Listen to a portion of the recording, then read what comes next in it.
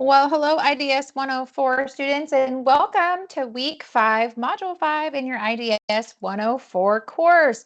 This week, we are going to be talking about fact or fiction, how to navigate information and make smart choices here in your IDS 104 course. First and foremost, your experience here at Southern New Hampshire University is important to us. It's our policy and practice to create an inclusive and accessible learning environment.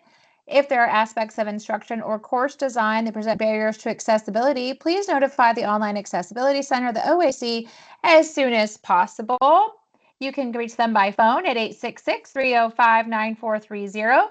You can also email them at oac@snhu.edu or visit the Online Accessibility Center website. Couple of webinar reminders. These webinars and SNHU Connect, your Brightspace learning environment, and also any of the first year experience YouTube channels, basically anything SNHU affiliated, are always considered academic spaces. So be mindful of your conduct. These learning community webinars are not graded or required, but hopefully they're helping you learn about how to do assignments from week to week, and or we talk about those concepts that you're working on your course. So hopefully they help make a little bit of sense. These webinars, of course, are offered in an on-demand format, which is pre-recorded, means they're ready to roll bright and early on every Monday of the new week or the new module. And if we do have any live sessions, those are always recorded.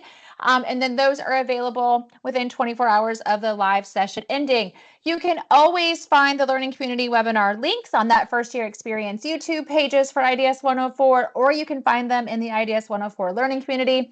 Still can't find them, check in with your faculty and they'll get you the links and the information that you need. So, y'all, week 5. You are now officially past the halfway point and heading into the last few weeks, the last half of your IDS 104 course. Y'all, it's going to go fast, so buckle up. If for some reason you have fallen behind in your class or struggled on assignments, this is the time to reach out to your instructor, see if you could potentially still turn assignments in or catch up in a course. They can always say no, but I like to tell students that some points are better than no points. Okay, so today we are going to be talking about all things week 5. We're going to talk about defining information literacy and understanding its role in decision making. We're going to talk about how to identify value systems and understand how they can influence decisions. We're going to take a little bit of a look at ourselves and recognize any bias we might have in ourselves and also in sources of information. We're also going to talk about strategies to help navigate different types of information, that misinformation, disinformation, or malinformation. And then we're going to do a week 5 assignment overview. So we got a lot of things to talk about. One of the other things I wanted to make sure is that I stopped for a moment and checked in with y'all. So as a reminder, you guys hear me say this every single week, but it is so important that you are consistently and constantly reviewing those course announcements that your faculty put together. They provide helpful tips, tricks, reminders about the concepts you're covering and the assignment. So make sure you're checking those. A lot of times students miss points because they simply didn't know what they were doing or how to do something, and all the information was in the course announcements. Also, don't forget to check those grades, know where your grade stands, know if you're missing any assignments. And like I said earlier, if you are stuck, struggling, falling behind, this is the time to reach out to your instructor and say, hey, life has happened. I would like to get caught up. What can I do? Okay. Please also know too that you can check in with those SNHU resources to help you with progressing in your courses. Connect with your faculty if you're stuck, y'all. Please don't be nervous to reach out to us. It's so important that you reach out to your instructor because they're the ones that can see your grades and they're the ones that can work with you if they're willing to take assignments. Again, some points are better than no points. And take a minute and just reflect on like what's working and what might need adjustment. So if you're doing really great on getting your assignments in on time, but maybe you're struggling with something with your assignments, is there a resource you can utilize or reach out to get to be better in those areas? You know, the biggest line is don't forget to use those SNHU resources. There's a lot of support from those teams. I have a quick little snapshot of some of those SNHU resources, from the tutoring team and academic support to using written feedback and academic support. You always have the learning community webinars, but there's so much more. The library has wonderful citation resources for MLA and APA. Remember, here in IDS 104, if you're citing sources, it is typically that APA format. But there's also access to SNHU Connect, our amazing IT help desk, and then you have SNHU Wellness too. And then outside of class, who's helping support your success? Tell them a big thank you because them supporting you is really helpful too. So Just to kind of back up a little bit, we've talked a lot this term about information literacy, right? So just a quick recap of like what it is. So information literacy is all about the ability to recognize when information is needed and how to find it, evaluate it, and use it effectively and responsibly, okay? So information literacy really allows us to be lifelong learners, to educate ourselves, learn new things, right? But it also helps us really make those informed decisions in our personal, academic, and professional lives because it encourages that critical thinking. So it allows us to understand we have all this information coming at us, like what is true, what isn't, what do we believe, how do we go from here? That way we can always be learning, right? So becoming information literate, I always like to remind you of just kind of some of those tips for like how we do this. And first and foremost, when we are reviewing anything in our digital world, we want to make sure we're checking the source, right? Is it trustworthy? Is it balanced? Is it credible? We want to make sure that we seek those diverse viewpoints because one perspective rarely tells the whole story. So it's good to see the whole side of every story and every situation. Use research strategies. Y'all, we have the convenience of the interwebs at our fingertips, right? But it's so important for us to be able to ask those clear questions, organize information, take notes, and like really do our own homework so you can form your own educated thought and opinion, right? Of course, learning how to think critically is so important on becoming information literate. You know, like what does the message say? Does it rely on facts? Does it rely on emotion? Like, what is this really saying? Understand your own perspective. Do you have any bias in yourself or your thoughts? Or maybe you had experience with this situation, and so you're not able to like really ascertain, like, is this really what this article is saying? Or is this really true and accurate, right? And trust your thinking. You know, use your judgment to make informed decisions because you have ways to make sure that you're not reacting to something based on emotion, right? So understanding bias, I always like to just kind of point this out that we constantly have, you know, all this information coming at us, right? So a lot of times we have news, which is supposed to be facts, right, coming at us, and then often we have opinion, which should be something that is like commentary or interpretation of something. In today's world, they're kind of all intermingled together, right? So we really need to understand what the information we are looking at or seeking says, what we want it to do, think about information we already have, but also being able to recognize in ourselves where we need to maybe do our own research and our own thinking and explore multiple perspectives to make sure that we just know the right information, okay? One of the things you're going to learn a lot about this week too is the different types of information that are out there, right? So with information, we know that not everything is always accurate, correct? Sometimes there is bad intent that is out there with different information that comes up. So I want to just go over the quick types of information quick. Misinformation is that false or incomplete information shared without bad intent. You know, I always like to think of this like if you are like at the school system, my kiddo's school system, we have an amazing PTO group that does a lot for this school. And sometimes their meetings get communicated out, dates and times. Sometimes they're wrong.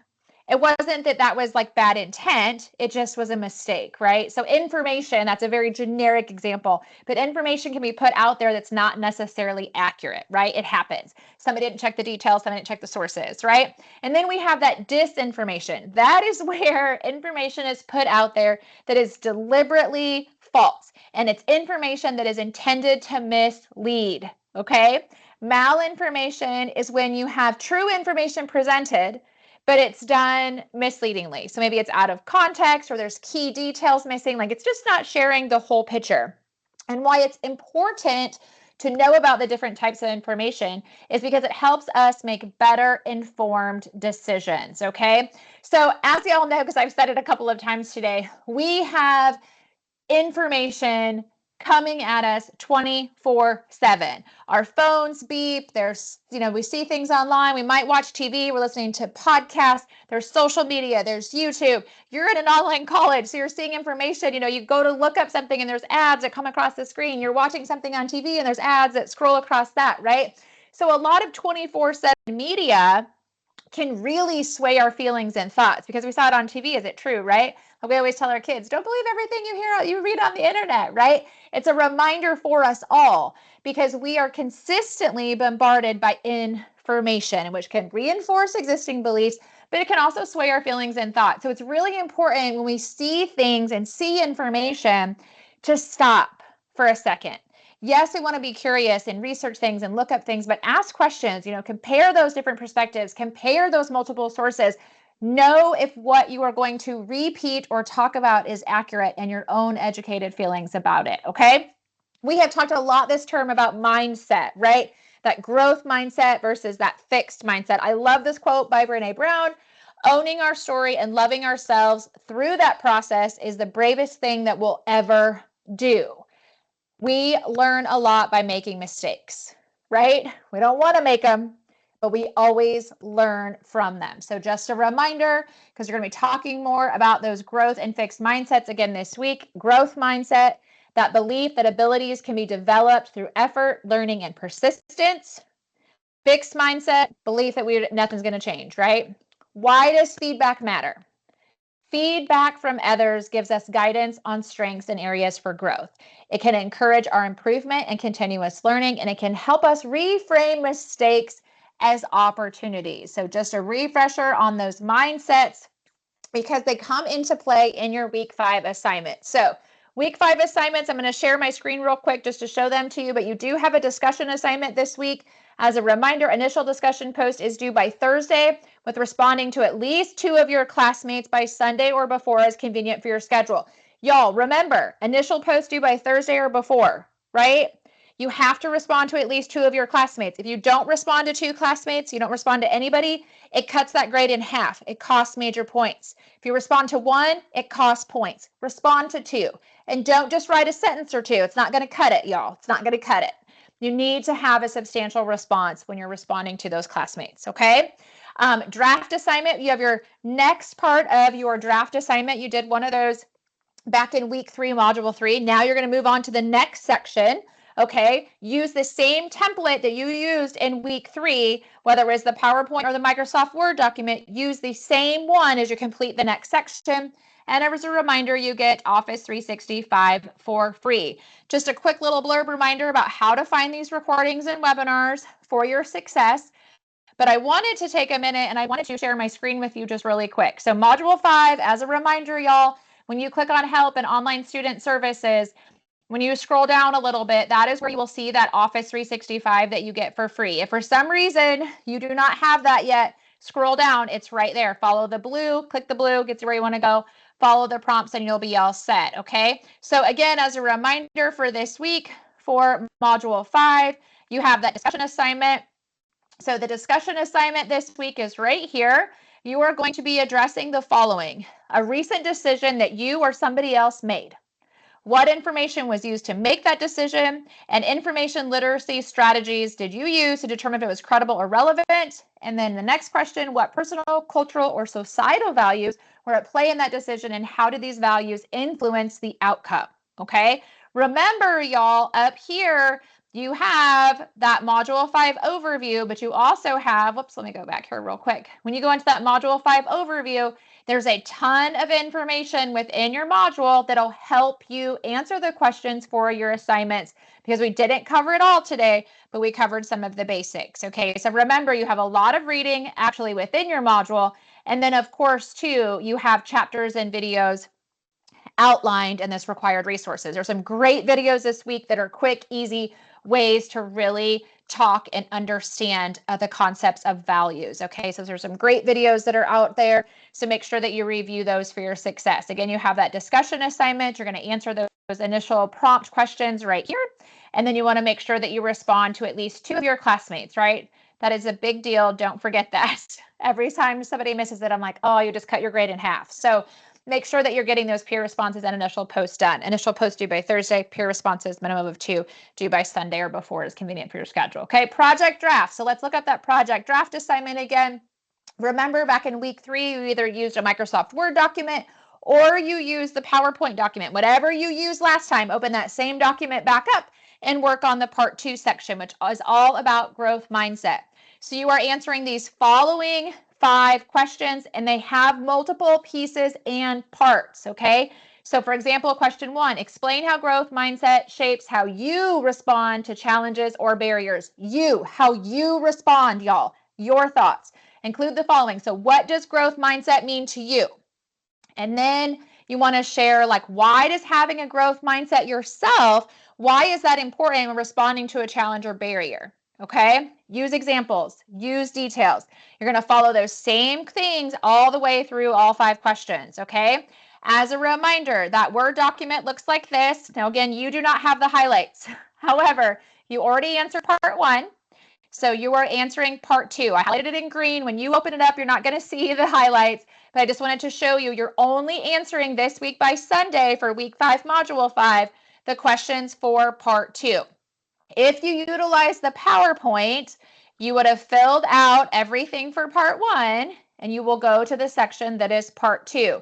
I always like to tell students, if you chose to use the PowerPoint, of course you can provide all the text and information, but if you want to make it fun with pictures and stuff too, that's totally fine. Just keep it relevant and to the topic at hand. Remember, y'all, this is about your thoughts. So connect the course concepts and what you're learning to your own experiences and your own beliefs and behaviors, okay? Use examples, be detailed, and remember, with that project draft, you're only doing that next section, part 2, okay?